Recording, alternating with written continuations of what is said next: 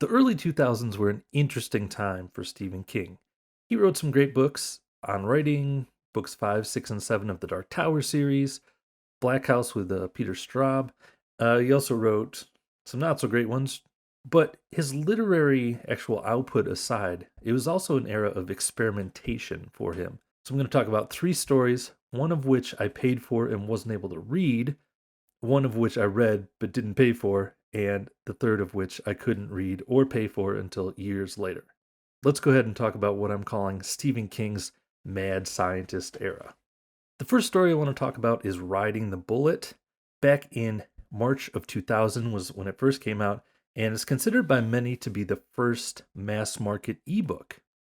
To set the stage a little bit and kind of think about why this was such a interesting experiment at the time, especially, this was really at the height of Napster when businesses were very worried about people pirating things and what the future of copyrights and intellectual properties was like. Would anybody be able to own anything? Those were the kinds of conversations that were going around. So Simon and Schuster decided to publish this novella by Stephen King. If you haven't read it, just real high level, it's kind of a classic Stephen King-ish type tale where this young man is hitchhiking home and he has some supernatural encounters along the way. It's a pretty good story, but the way that this was distributed by Simon and Schuster was you had to download this program, this encryption program, SoftLock, to be able to read the story. This program crashed many a computer, including two of mine. One of which was my home computer, my good old gateway that I had back then. And when that crashed and I wasn't able to read it there after paying my $2.50, I decided to try it at my college's computer lab. I was a college student at the time, and I promptly crashed that one as well. The other big complaint that readers had about this format was that people were expecting that when they bought the book, they'd be able to actually print it out and read it. I'm going to print out a sweet copy of my dot matrix printer and just read it in my hands. At this time, people weren't definitely as accustomed to reading on screens. Kindles didn't exist. People weren't reading on their phones, stuff like that. So if you were going to read it, you essentially just had to read it on your computer screen, and that was a surprise to many people. So even though it was a pretty big financial success by all accounts, but there was definitely some problems with it.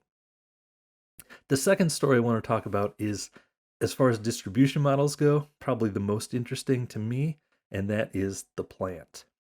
So after that initial experiment, Stephen King decided to do another experiment. This one was basically self-publishing this story that he'd been working on since the 80s called The Plant. And what his plan was he was going to publish it in about 5,000 word increments, and you could go to his website, pay $1, and download a copy of that installment, read it, and then when the next installment came out a month or so later, pay another $1. You know, it's an interesting model, and in some ways it's the forebearer of a lot of the things that we are very comfortable with today, things like Patreon and Kickstarter and all that kind of stuff. But much like Riding the Bullet, there were some problems with it. One interesting thing was the way that you paid. So the payment was not optional. It was you were required to pay, but it didn't force you to pay. Kind of an odd thing. It was kind of an honor system type situation. And to actually pay your $1, you had to log into this Amazon payment site, which was fairly complicated. Your other option was actually just to mail him $1. You could mail a check or money order for $1 to this P.O. box and pay for it that way. I went and looked in the Internet Wayback Machine to kind of see on Stephen King's website at the time what he was saying about it. And he has this interesting thing at the bottom that he says, "My friends, we have the chance to become big publishing's worst nightmare. Not only are we going glueless, look ma, no ebook. No tiresome encryption. Want to print it and show it to a friend? Go ahead. There's only one catch. All this is on the honor system. Has to be. I'm counting on two things. The first is plain old honesty. Take what you want and pay for it, as the old saying goes. The second is that you'll like the story enough to want to read more. If you do want to read more, you have to pay. Remember, pay and the story rolls, steal and the story folds. No stealing from the blind newsboy." Also, hop on the Internet Wayback Machine and go look at at Stephen King's website circa 2000. It's like a great glimpse of what websites were like in these days. It is pretty funny when I look back at it. Anyway, on to my own experience with this. So I tried to pay with the Amazon credit card thing. I could not figure it out. It was extremely complicated, at least for me at the time. So I decided to just download the story and figured I will surely send in $1 later. Being an irresponsible college student, I did not do that. So 4 installments of The Plant came out, and then it stopped. And I've always felt a little guilt about that. I felt like maybe if I had contributed my $4 for the 4 installments I read, maybe it would have kept going. But it wasn't actually until researching this video that I realized it wasn't due to lack of payments that Stephen King stopped writing it. He just kind of lost interest in the story and got caught up with other projects. Also, if you go on the Internet Wayback Machine, it's interesting. After the 4th installment was out, Stephen King actually published his like profit and loss statement as part of like the agreement that you signed when you downloaded the story, which was an interesting agreement. There's this like whole box of text that I read through it in the Internet Wayback Machine, and one of the things you hadn't promised was that you would not print out and sell physical copies of the story. But anyway, the profit and loss statement, according to that, Stephen King ended up making about 400,000 off of this story. So not a bad deal. For the third story, we're going to jump all the way ahead to 2009. And this is a story that Stephen King wrote exclusive for the Kindle, and it's called This of the three is my favorite of the actual stories.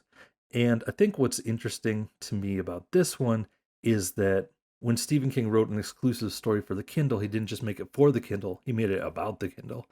And the story it's kind of reminiscent in some ways of like The Dead Zone or 11/22/63.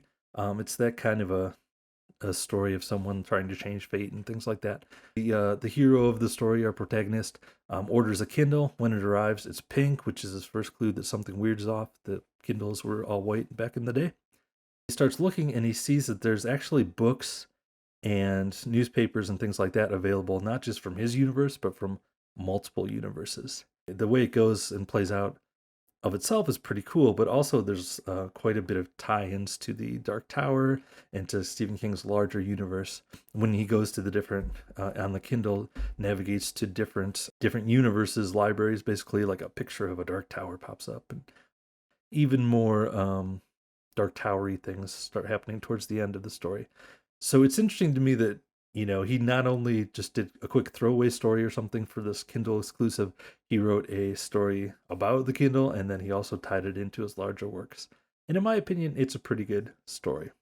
I'm just going to throw in this kind of funny quote here that's from the Wikipedia article about her. Stephen King's agent stated that downloads of the novella at Amazon.com had reached 5 figures in about 3 weeks, while also denying the novella is an infomercial for the Kindle. In an interview in October 2010, King stated that he did not write the novella for money. I did it because it was interesting. I'm fairly prolific. It took 3 days, and I've made about $80,000. You can't get that for short fiction from Playboy or anybody else. It's ridiculous. So those are the 3 stories I wanted to talk about today. It's just an interesting look back into history. It seems like Stephen King's living a great life. He's, writing like crazy, reading like crazy, like always, and watching Netflix, apparently, according to his Twitter feed. He's always chiming in on the latest Netflix series. But he also seems like a pretty competitive guy. So sometimes I wonder when he sees stuff like Brandon Sanderson's kind of Kickstarter of the novels that he's self-publishing. I always wonder if Stephen King is like, I wonder if I did something like that again, what the outcome would be. And I kind of wish maybe he would take another shot at something crazy and experimental. All right, let me know what you thought of this video. I have some other ideas for similar concepts of taking a look at a theme from one author's catalog across a few different volumes of their works. So let me know if you are interested in that kind of thing. Until then, happy reading.